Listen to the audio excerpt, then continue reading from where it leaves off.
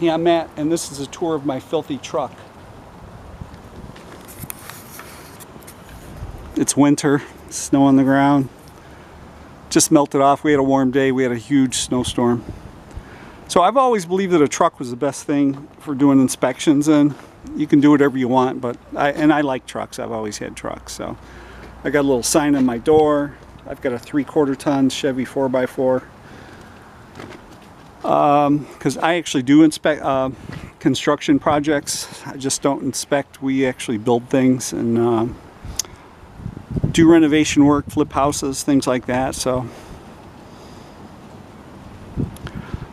in my truck, I've got my GPS. This truck didn't have built-in GPS. This is a work truck, no leather interior, just basic. I got mossy oak seat covers on there. So I had to buy a GPS. When I first started the inspection business, I would print those maps off and take them with me. I don't know how I survived it. Now I got this GPS. It like was a life changer, you know. I keep extra masks hanging on the turn signal, flashlight loops hanging there. That's what you hang your flashlight in.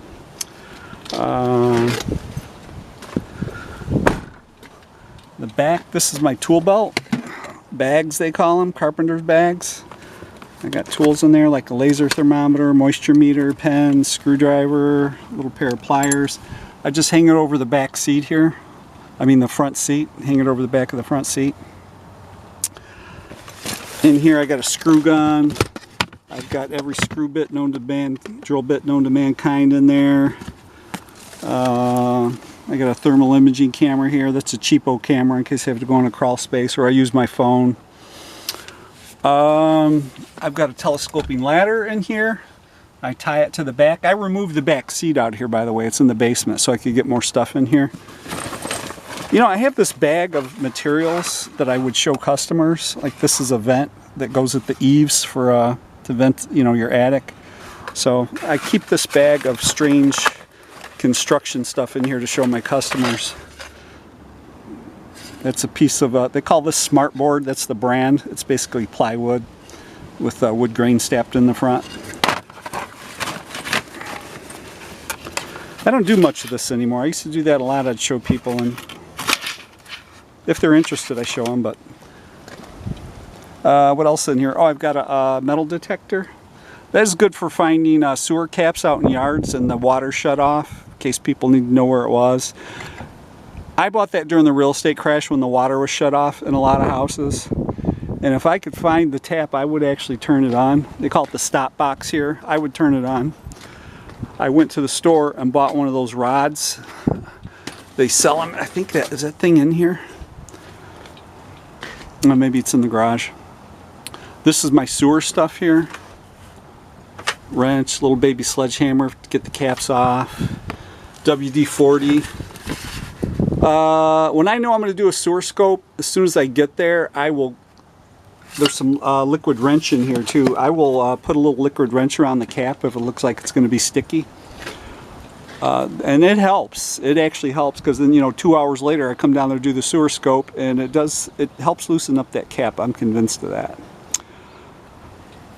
Extension cord, pipe wrenches.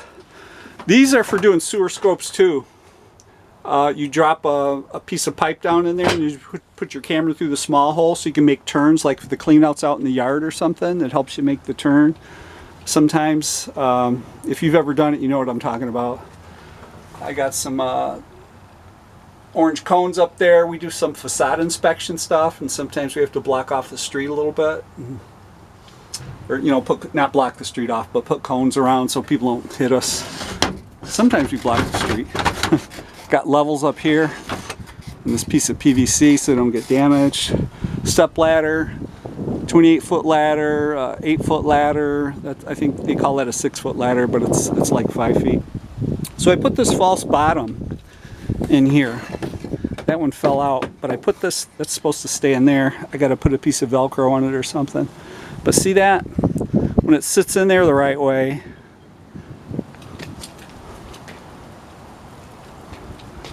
you can't see my power tools that I hide under it. So crackheads don't know they're there. So they can steal them. I got a Sawzall in there, 2 Sawzalls.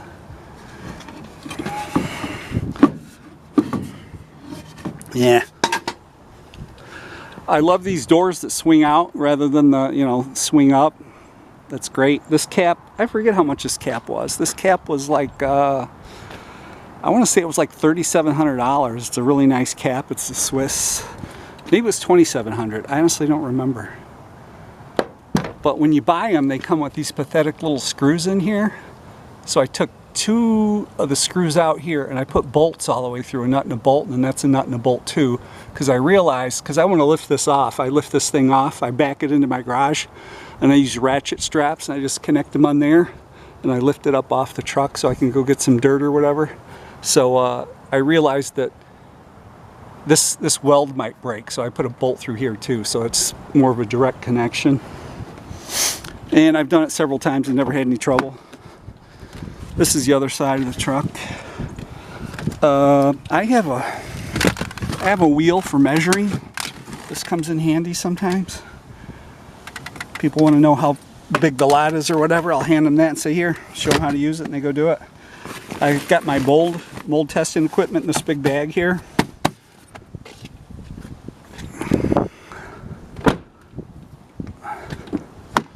What else? A bunch of ratchet straps and stuff like that. This truck really is filthy. It needs to be cleaned up. This is real life. There's no fake stuff in my videos. This is how it works, you know. All this winter gear, because when you're outside working, doing inspections or construction work or whatever, it gets, you know, pretty cold. So that is about it. This has been a good truck for me. I think the only thing that's ever gone wrong was the tail lights kept going out, so I just took it to the dealer and had him replace the whole thing in there where you screw the clip the bulbs in and stuff. Those were bad. I took them out and changed the bulbs a couple of times, and they were always corroded for some reason, so I had the dealership just put new connections in, whatever that part's called, I don't know. So that's about it. This is a real rig here. It's been a really good truck, and when you roll up on an inspection and something like this, you know, you look like you know about construction, you know, and I've always believed that the inspection business is for construction people when they get older and they've got bad knees and torn rotator cuffs like I do. So this is how I want to look when I roll up on a job. Got my work boots and look like you know what you're doing when you come up. And that has always worked well for me. That's about it. Oh, carpet. I have carpet on top of here for the ladders across there. So over the years when you drive around, you hit the bumps and things, this metal rubs together and it'll actually wear your ladder out. So I put carpet on there to keep that from happening. So, and it doesn't rattle as much either.